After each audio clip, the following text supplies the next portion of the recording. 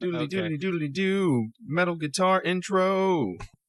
Welcome back to Psychic Dolphin Garage, the one and only garage with psychic dolphins. Or, the only psychic that has a dolphin garage. Either way, we want to view it. I prefer the psychic in my garage to that biker chick that was here last time.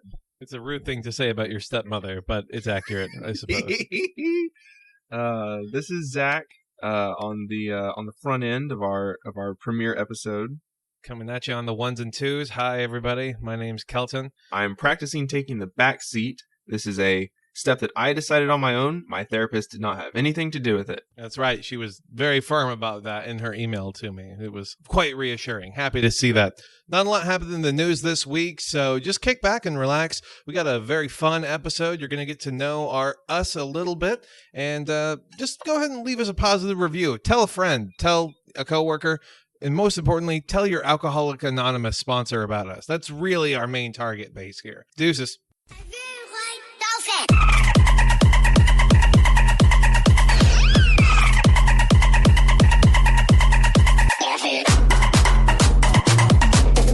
Dolphin attack.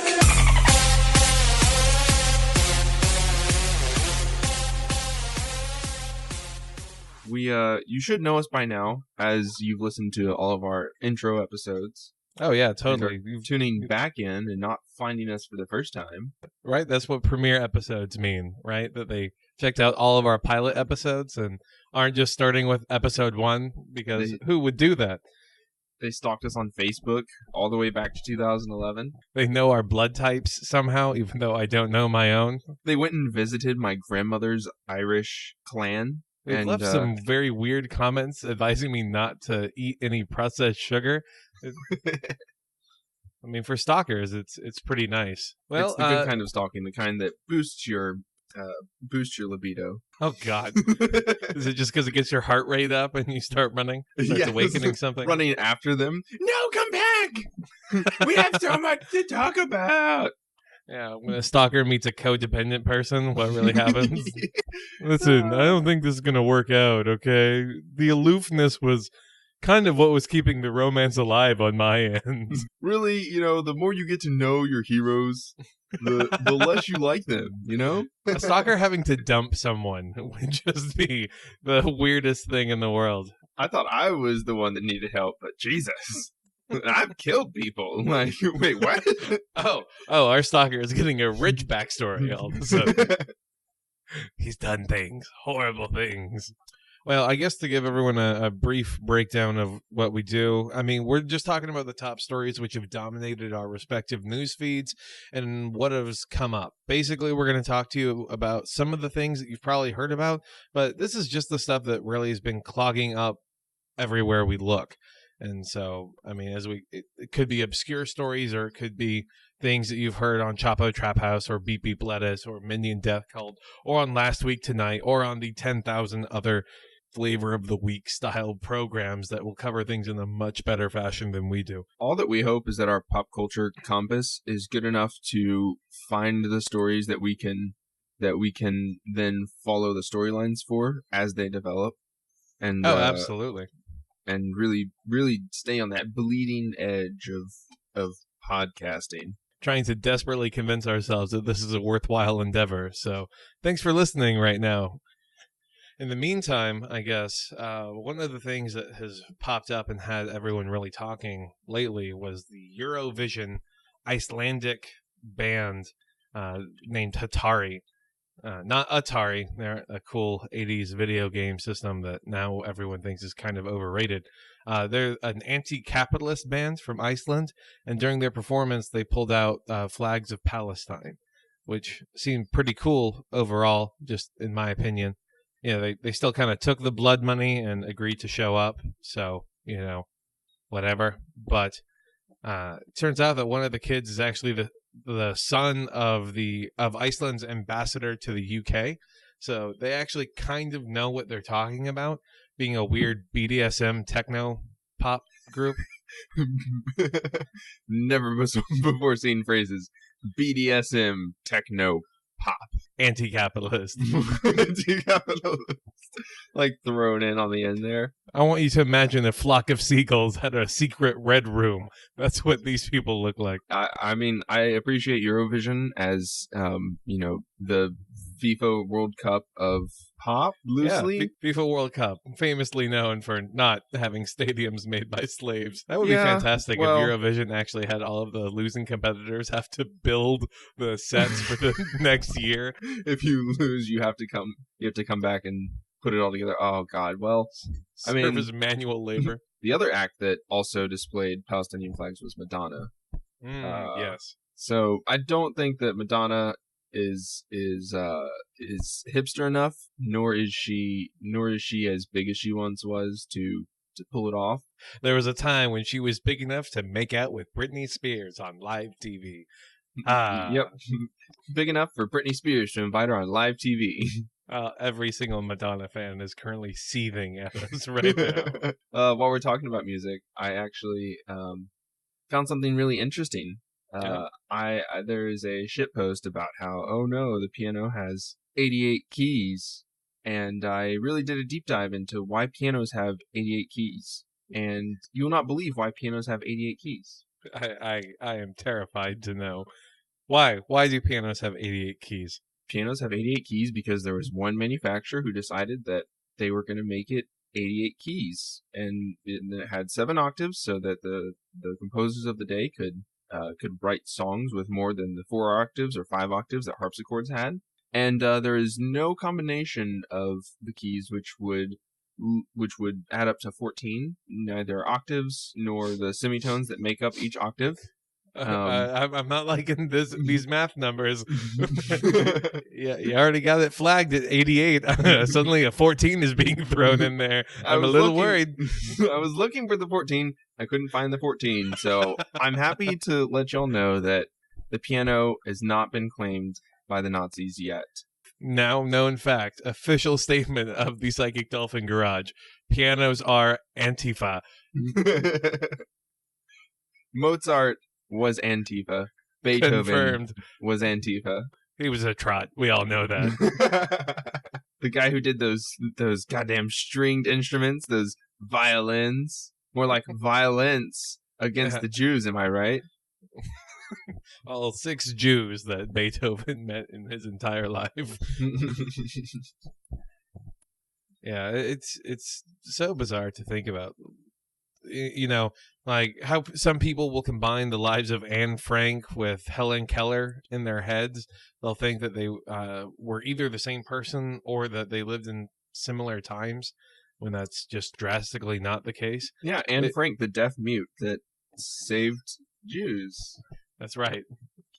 We don't know how her diary quite got written, but that's what makes it even more wonderful. It wasn't in Braille, so really, we still aren't sure how she created Braille, but I'm sure she did it while she was on the run from Hitler.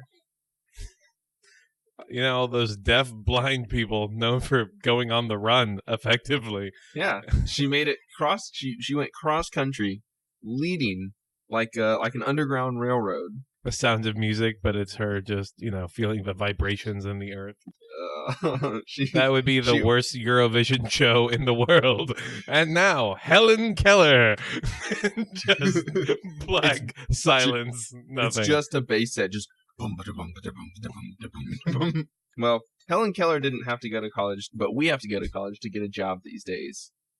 That's right. And yet another example of minorities having it so easy. A black billionaire has offered to pay the student debt of this year's graduating class from Morehouse University. It's estimated about $40 million. And so while many people are seeing this as an incredibly charitable act, because it's a billionaire spending $40 million very generously trying to alleviate a lot of young up-and-coming students' debt, you can't help but see this then as becoming a poster child for what people will lift up as an example of, oh, well, we don't need socialism. Look, this is what capitalism did. Capitalism saved all these people from their student debt. Would you consider the Black Panthers then capitalists? Because they also were people that just helped their communities and like made meals for people and gave shelter to people. Is Yeah, that I mean, capitalist inherently? that capitalist idea where someone redistributes their wealth among members of the future working class. That Yeah. incredibly capitalist idea. The capitalist idea of a free lunch. Yeah, it's incredibly capitalist. Look at them getting assistance and handouts and help so that way then they can cover their student debt, which, is totally not an issue. We don't need to consider why one graduating class graduates with a collective $40 million in debt. No. Let's just talk about how cool it is that a billionaire was offering to pay for that sort of a thing instead of how ridiculous it is that it is $40 million. The other way of looking at this is that this billionaire bought these students 615,384 fleshlights. That's not a good. Why are you over there calculating that? Because I want my search history to look problematic when my girlfriend decides to open up my computer. Oh no. I was looking up the price on Amazon for the podcast, I swear. Oh no. Okay, so 2,000 students are enrolled at Morehouse College. Graduating class of 396. $40 million. $100,000 each. Yep. Of student debt. Yeah, I mean, and he's paying it in bulk, so that's before all of the interest fees and stuff that these predatory companies that would actually make their money on. The tweet from that student loan company, it was like, "Oh, we broke into the Fortune 500 this year." That's why, because Fuck 400 you, people go to hell. Because 400 people are in $40 million of debt for trying to educate themselves. Exactly. And that's somehow viewed as a point of pride. I mean, companies doing that is just as brutal as that Twitter exchange that was happening among all the fast food companies when Jack in the Box got called out by Kim Kardashian. That was dumb. I don't know why Kim Kardashian did that. I'm like kind of here for the tea, but I hate the pot stirring. And I hate that she's giving them an opportunity. She's giving, Burger King, Wendy's, Sunny D. Every poor social media intern at every fast food place was just like, oh God, I have to come up with something. Again, not the social media interns. Every $1 million social media management company that runs the social media personas of these corporations in order to humanize them to consumers was like, oh, perfect. Thank you, Kim, for the perfect opportunity for us to look like the good guy. Yeah, I mean, to be fair, though, I think Kim Kardashian is just the natural evolution of what happens when a Twitter account brand becomes self-aware. You date a rapper, you end up having a couple of kids through, not a transfer. What's the word? How do you have fake babies? Midwife? IVF? Not a midwife? Oh, yes. A wet nurse? Yeah, exactly. Let's keep on throwing out more medieval terms. I'm real woke. Yeah, I mean, I thought it was real cool. Surrogate. There we go. My God. I couldn't think of it either. Midwife, wet nurse, serfs. The serfs will have my child. What do you mean? It'll be like Robin Hood. I'll go down and I'll collect my taxes. Brothel employees. I totally forgot that she had a kid through surrogate. She's had like 3 of them through surrogates. Yeah. How's that? I mean, no, don't. I'm not worried about it. Yeah. We're all thinking it, especially you, dear listener. You're Googling it right now. Stop it. Go on incognito mode for the love of God. We had to see for you. Speaking of things we had to see for you, the Game of Thrones ending. Oh, yes. Yeah, we saw that for you. That's why we watched it. Yes. Not because it's the last cultural milestone of group watching as a whole, but, just because we wanted to see someone just shit talk all the time. Do you think that that's the death of releasing shows episode by episode? Do you think Netflix is going to kill that with their binge method? I mean, I think they pretty much already have. But I think specifically with Game of Thrones, it's also kind of shown how at the very beginning, all these episodes were episodic and they were very good. However, the last 2 seasons, I think obviously weren't as good necessarily, Benioff and Weiss, as our podcast, check our back episodes. We've talked about this. They're also working on a Star Wars show, so they're kind of splitting duty right now in terms of writing. But then additionally, I think that these last 2 seasons, number one, they were meant to be just one 13-episode season. But number two, I think that it's almost built for binge watching because each episode was excruciating. But if you were binging them, they would be just fine, I think, because it would just appear to be 2 movies essentially back to back. Interesting. And I mean, that's not me justifying it. I don't think that that's the right way to do. I think it was miserable. You know, Tyrion convinces Jon to kill Dany, and then Jon is the one who gets banished because he's the trigger man, you know. Yeah. Grey Worm's like, we will exact our punishment. And then Jon's like, fine, I'll serve my punishment. And they're like, you will go out to the wilderness. Well, he was supposed to serve on the wall, but then, you know, he immediately fucked right off and joined the wildlings. I mean, even then, like, what kind of punishment is like, you will take no woman? Jon's like over there, like, super emo, like, everyone I've loved has died. Like, you overestimate my game. I mean, you pulled, you know, the mother of dragons, like. We were related. It's what we do. Oh no. Yeah, Grey Worm's off to sail to that poor defenseless little, you know, island that his ex is from. You know? He's gonna show up with his army and be like, is this where Missandei is from? And they'll be like, who? I'm just picturing a Jimmy Buffett Margaritaville as an island, and that's where she's from, and then a horde of Unsullied come up. So the sequel movie pitch is just you pan up the beach and it's like the spears like in the little tent thing and helmets just like strewn about, and it's the Unsullied like no dicks out. We're gonna go from Grey Worm, you know, and his future to the nobleman who stood up and started his speech. Oh yes, like, yes. If you know, put me as your lord, and Sansa's like, sit down, Uncle. Listen. No. Nobody else said shit to her because she's the queen. I'm the queen in the north. It's all the scumbag left at Joe Biden. What do you think people were more mad about on Monday morning? The way that Game of Thrones ended, or the fact that we are basically about to start our 7th war with a foreign country because things are going terribly with Iran?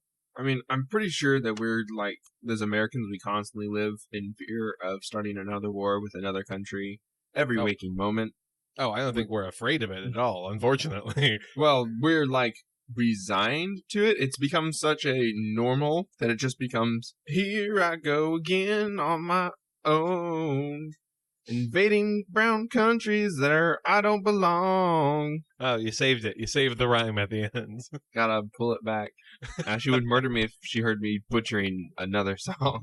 If you don't think I've thought about, well, what parody version of Milkshake Bring All the Boys to the Yard could I use for this episode? You're goddamn wrong. Me late at night recording YouTube videos. All the karaoke stuff, just silently whispering it to yourself like it's a Rocky montage. Yeah, I just have that. I have a whole channel dedicated to karaoke parodies based on current events. Oh no! I'm hoping to boost it off of this podcast. Oh, fantastic! You chose the right platform for that. With all of our 11 listeners right now, which is frankly more than than I thought we would have at this point. So, you the real ones out there, whoever you are, I'm going to be the biggest in Korean karaoke bars. That's your plan? That's your way of selling out? That's my selling out, okay? That's where you'll find me when I'm retired and 60 years old. Some people sell out and make AOC comic books where she's Wonder Woman and then get a lawsuit action, a cease and desist order from DC Comics. You decide to go to a karaoke bar. Yeah. Write it out. It's assuming that I retire and I don't just die of exhaustion. He was the greatest karaoke bar singer the world had ever seen.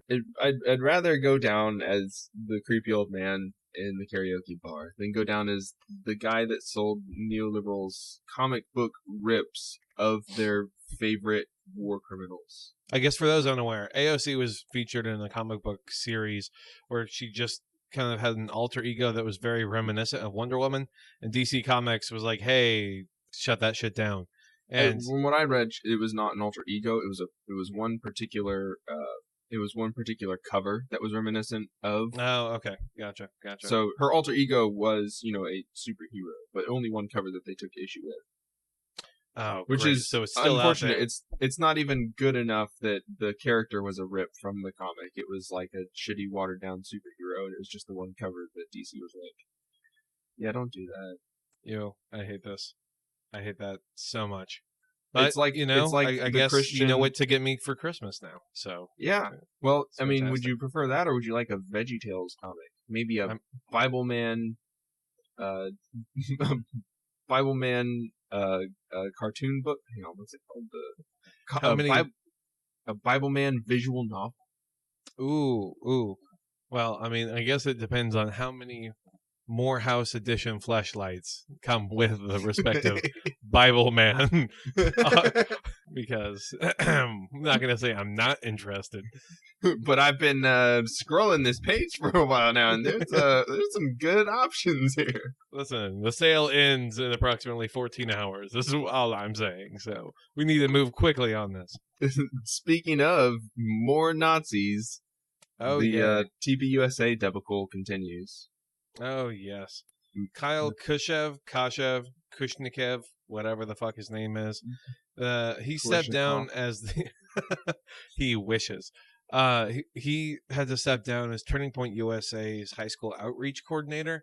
And the official reason was that so he could focus on Harvard. But as more things came out, it turns out that, Kyle has a tendency to use racial slurs when describing the types of guys the girl he likes will go out with. TPUSA is such a such a tornado, a whirlwind of one fuck up to the next. We keep on having stories about TPUSA being racist, and we keep having to explain, oh, yeah, no, they're definitely racist. They're definitely in the pipeline to becoming part of the alt-right, which is, the pipeline to fascism. And people keep on defending them so hard as just being shitty little kids, or, oh, it's just jokes, or, oh, it's a gamer word, or whatever the fuck. Oh, no. It's almost like they're, very reactive to things that happen, and their particular ideology doesn't have a logical or a sound basis. So everything that they do is, by nature of their belief system, a knee-jerk reaction. Is there a word for that? Yeah, I mean, kids like that, they are just kind of pawns, and they're cogs in the awful infernal machine of capitalism as it keeps marching forward. But there is a small light at the end of the tunnel, whereas our ancestors, as they were fighting the large forces that were trying to dominate and control them, would retaliate with massive revolution, or with litigation, or unionizing together, or direct action like throwing Molotov cocktails into your boss's office at the local factory. Unfortunately, in 2019, we've now become docile enough, and I mean, quite frankly, we don't have that fire in our bellies anymore as first world nations, that now we just settle with milkshakes, because sadly it gets people just as upset. Why shoot someone when you can throw a nice vanilla milkshake at them instead? I love it. McDonald's posted that they were not going to be serving milkshakes because they were worried that people would use them essentially to throw onto members of the alt-right. And then Burger King tweeted that, oh, well, they're going to be serving milkshakes. So just saying. Then there was a targeted ad for me, I guess, because I was looking up McDonald's and then Burger King, that said that Wendy's, Frosties, get them for 50 cents. And I thought that was Wendy's desperately trying to undercut Burger King. Listen. We know it's important to make a political statement, but do it on a budget. 50 cents can go a long way, is what we're saying. And remember, when you're choosing your milkshakes to buy from, in the UK, the police actually went around and requested that the establishments not serve milkshakes. So McDonald's is not just unsupportive of milkshake throwing; they are bootlickers that they work with coordinate cops. with the cops. And Burger King is the revolutionary. Burger King, the piano welcomes you to Antifa. It's like nihilist Arby's, but it's Antifa Burger King. Hang on, I Also gotta make this known Twitter as- account real fast. The rarely seen anarcho-monarchism exists. Oh no! Holy shit! The latest leftist ideology emerges. When capitalism is so in touch with its user base that it literally has to create its own political ideology. Well, I mean, for people who are unaware, last episode you did a pretty good deep dive about what all actually was happening with these Twitter accounts. And so now the fact that we have Jack in the Box getting called out, we have Burger King commenting on things, you're having to treat them almost like real entities. And so the fact that they're now then developing platforms, so to speak, is mildly worrying, because I feel like 5 years from now. It was funny when we took Gritty and we were like, Comrade Gritty, or we took any cultural pop culture thing, and then we just turned it into our meme subway to just throw shit on and drive it off the tracks.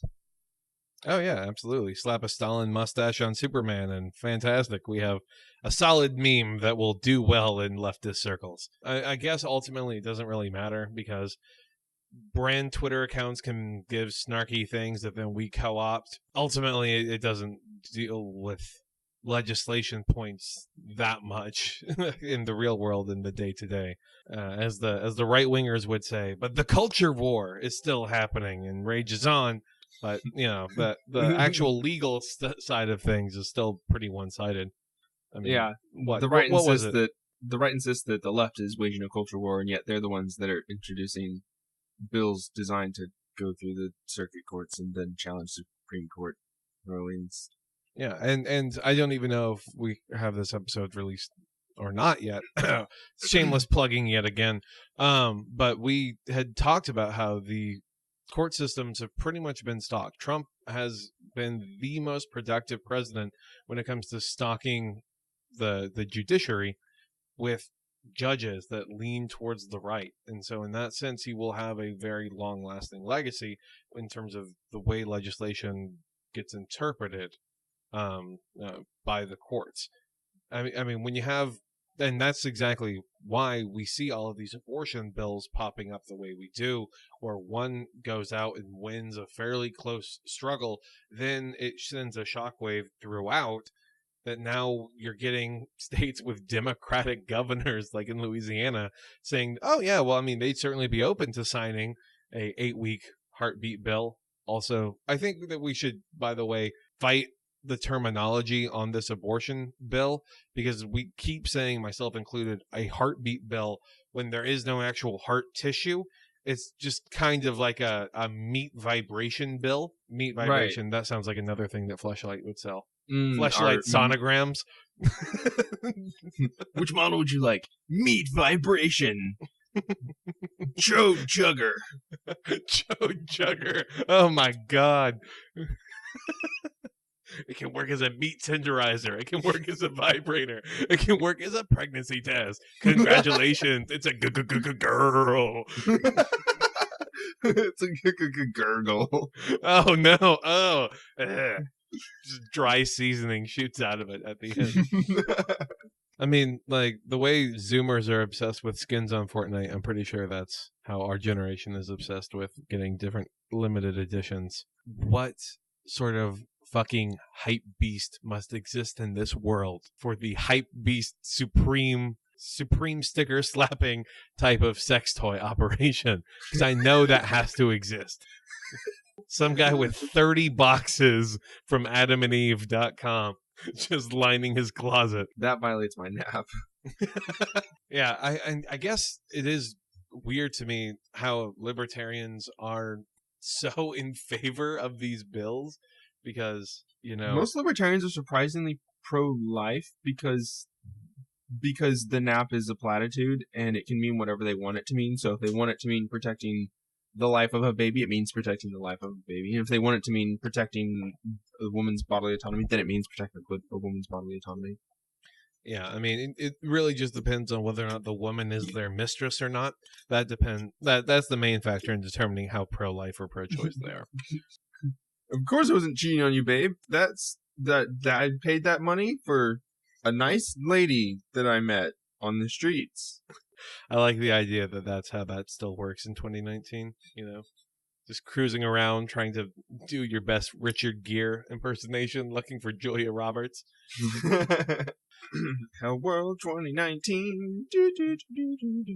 I think I guess if you really wanted a sign as to how we're actually living in hell, you can't look any further than the fact that Taco Bell now has a hotel and resort location for some unknown reason. It's probably where all the executives just kind of take that semi-attractive intern to and do weird flexing on them.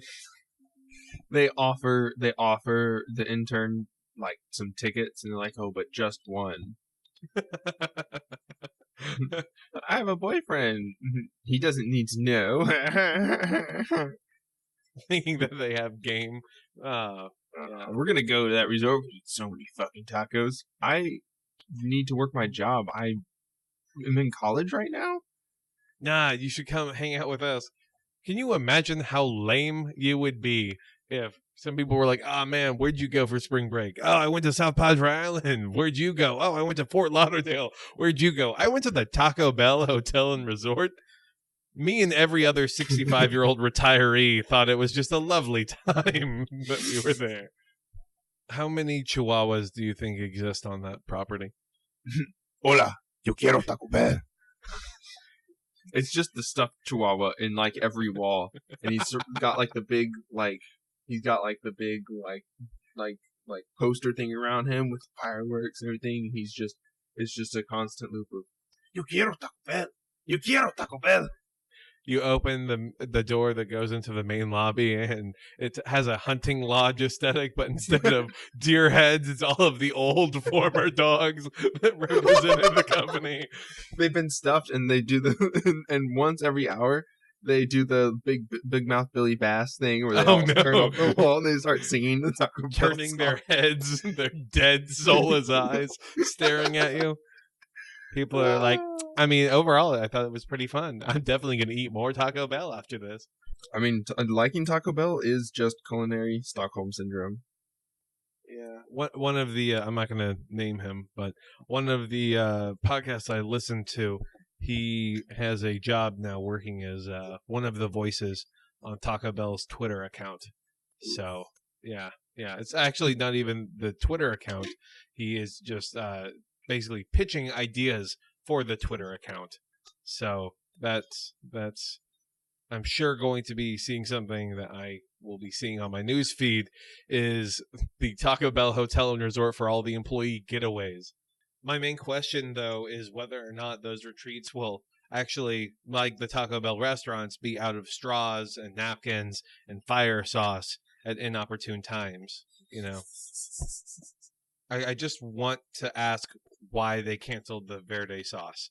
Like, I understand that Verde sauce gave some opinions away that weren't entirely trans positive or were that supportive of minorities, but there was no reason to cancel Verde sauce like they did. Okay? Look, when you're in a room hoofing cocaine like a goddamn vacuum cleaner and everybody's just throwing out ideas, sometimes you just, overstep what you actually want a little bit, and somebody takes it a little too far, and before you know it, Verde sauce is gone. Taco Bell is my bane. I'll defend Taco Bell until the day that I actually see one of their tweets, because I haven't seen them tweet anything like that out there yet. So it's gonna happen though. I'm trying to Start isolate leaving myself Yelp from reviews Twitter. on Taco Bell. Just trying like, to- this one was a fine dining experience for me and Milady. Telling you, I had to get off Twitter because it was too liberal, and I'm afraid, I'm scared, I'm gonna see something. Taco Bell's gonna let me down. I'm gonna have to cancel them. Well, Zach, if you want to go somewhere that isn't so liberal, you should check out Gab. That's where the real people are. Can you imagine seeing sponsored content on Gab? It's just ED medication. It's Gold. the same shit I get on Facebook. Is your catheter acting up? Why, yes, it. Wait a second.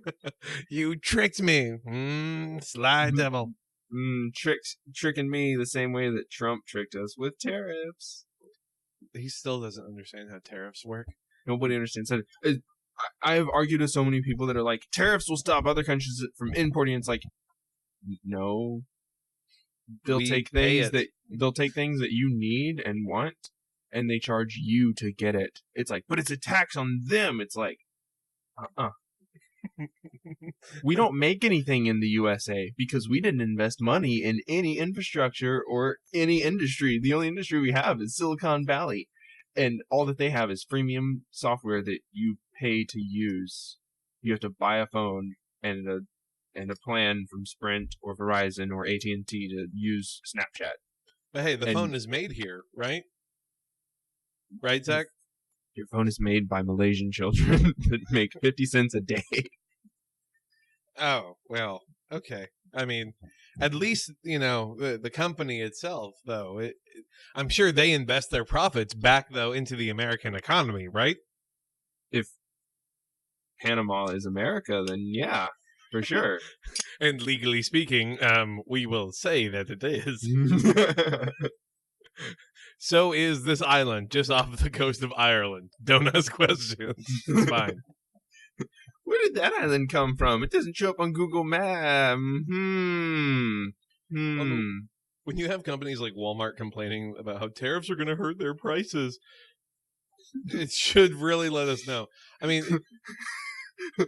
No. Leftists are like, Walmart is like the backbone of America. They've replaced every single mom and pop business in small towns, and they've taken over the entire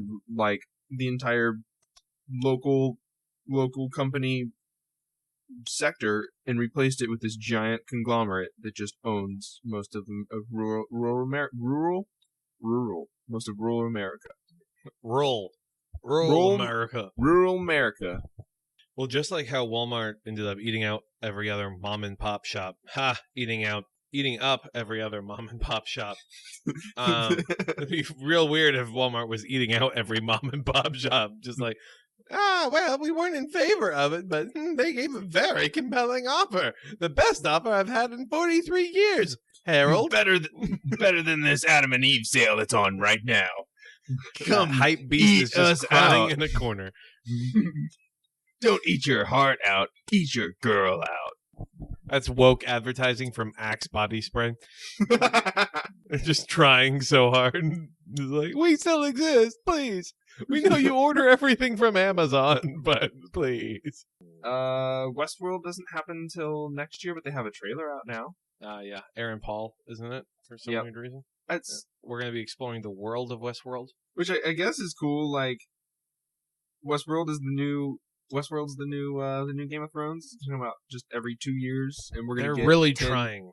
10 really cinematic episodes, and then the rest of the HBO stuff is gonna be like, I mean, I guess they would move to to put out some like binge shows. HBO is the last competition to the Disney conglomerate, the only independent film creator left. By independent, I mean not directly owned by Disney. I guess the thing that I would like to see the most in Westworld is that we know that it's the future because Huawei phones are allowed back in again, so everyone's using one, and HBO is just fully sold out to the Chinese marketplace. You just see Aaron Paul using a hologram, and he just says, like, available in 2022. Or they're like, oh, man, we've had this phone for 3 decades. It's fine.